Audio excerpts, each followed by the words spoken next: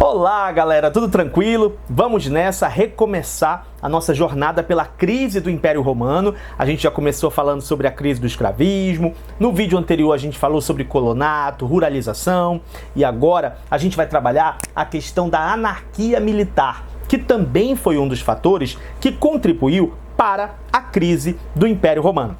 Para a gente entender esse momento dessa anarquia militar que o Império Romano viveu a partir do século III, é importante a gente entender qual o contexto daquele momento, o que estava acontecendo naquele momento. E algumas coisas estavam em curso naquele momento. Uma delas era a questão da crise econômica. Afinal de contas, a gente viu no vídeo passado que havia uma crise econômica em curso. Essa crise acabou gerando transformações, porque houve uma regionalização da economia, houve um enfraquecimento daquele grande comércio, né? Que era, na verdade, o símbolo ali do Império Romano. Começou a ter inflação, começou a acontecer uma desvalorização da moeda. Algumas partes do Império começaram a fazer comércio usando a troca de mercadorias. Inclusive, o próprio governo começou a aceitar tributos em espécie, em produtos. Tamanha a situação que eles estavam vivendo naquele momento de crise econômica. Então, isso é um dos fatores que gera esse caldeirão aí, que vai gerar crise política, porque a gente sabe que quando a economia vai bem, né, é uma coisa, mas quando a economia está em crise, aí você tem a possibilidade de uma crise política se desenhar. Agora, além disso, também estava acontecendo um processo de ruralização da sociedade. A gente também já viu isso lá no vídeo anterior.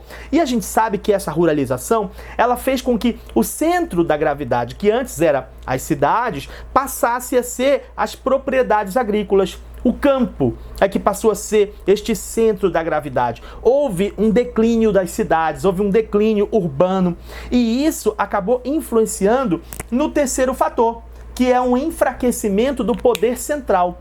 Porque, afinal de contas, se a galera está na cidade você tem mais condições de montar uma estrutura melhor para você fazer a cobrança de impostos.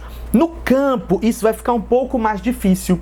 E aí, por causa disso, como essa cobrança de impostos fica mais difícil e o governo começa a ficar sem recursos, eles vão fazer o quê? O Estado ele vai aumentar os impostos e ele vai responsabilizar os grandes proprietários por essa cobrança de impostos. Ou seja, vai haver uma descentralização da máquina administrativa. Aquela máquina administrativa que antes estava concentrada, agora vai ficar descentralizada. E isso acaba fazendo com que haja esse enfraquecimento do poder central que a gente está mencionando aqui. Então essas três coisas juntas, elas ajudam a explicar esse momento de crise que vai gerar, que vai contribuir para essa crise política no Império Romano, que a gente vai chamar de anarquia militar. E, na verdade, o grande motivo de tudo isso é porque o Império Romano era um império baseado numa economia escravista e com uma dificuldade muito grande de promover uma autonomia econômica das cidades em relação ao campo. Então você tinha uma concentração importante ali na cidade, você tinha uma máquina toda estruturada para a cobrança de impostos na cidade, mas você tinha essa dependência da cidade em relação ao campo, como a gente mostrou lá na aula sobre a crise do escravismo. E era muito difícil fazer essa desvinculação. No momento que acontece a ruralização, a coisa vai ficando cada vez mais difícil e acaba gerando esse processo todo de enfraquecimento do poder central e isso acaba contribuindo para essa crise política que a gente vai chamar de anarquia militar. E afinal de contas, então, o que foi essa anarquia militar? Essa anarquia militar, ela nada mais é do que uma crise do Estado, uma crise do governo, um período de instabilidade política que foi caracterizado por uma sucessão de imperadores militares que ficaram no poder por um curto espaço de tempo. Então, na verdade, é um período da história do Império Romano em que você tem ascensão e queda, ascensão e queda, ascensão e queda. Então, são vários imperadores que passam pelo Império Romano nesse período e que acabam caindo, acabam ficando pouquíssimo tempo. Por quê? Porque a partir de 35, tá? Então, o que foi isso, foi esse período de instabilidade política, de crise do Estado, de sucessão de imperadores militares que ficaram no poder por pouco tempo. Agora, qual período disso? Em que período isso aconteceu? Isso aconteceu a partir do ano 235. A partir do ano 235, o Império Romano começa a ser governado por imperadores soldados. Na verdade, por chefes das legiões romanas. E esses caras, eles eram comandantes das fronteiras que tinham o objetivo principal de combater as invasões que estavam acontecendo no Império naquele momento. E eles acabam ascendendo ao poder, e não só ascendem ao poder, como eles começam um processo de lutas, de disputas pelo poder. E é esse processo de lutas, de disputas pelo poder, que vai caracterizar esse período que vai de 235 até 284, quando a gente tem uma nova ruptura aí e um novo processo se desenhando, um novo processo acontecendo. Quais foram as características desse período?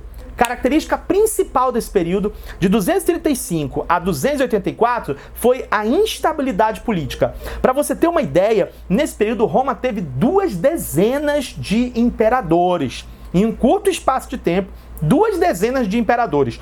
E dessas 2 dezenas de imperadores, você teve ali pelo menos 18 imperadores que morreram de forma violenta, né? Passaram por processos, né? Até assassinatos.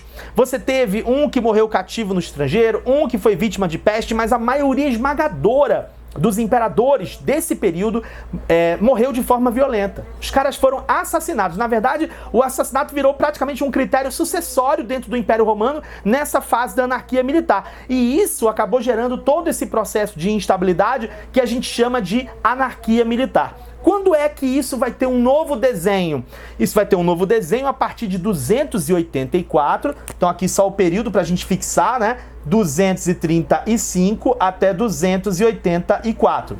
Por quê? Porque em 284 a gente tem uma transição importante. Em 284 chega ao poder o Diocleciano. E o Diocleciano vai fazer algumas reformas importantes que vão tentar redirecionar aquele contexto, todo esse contexto que a gente está explicando aqui na questão econômica e principalmente na questão política.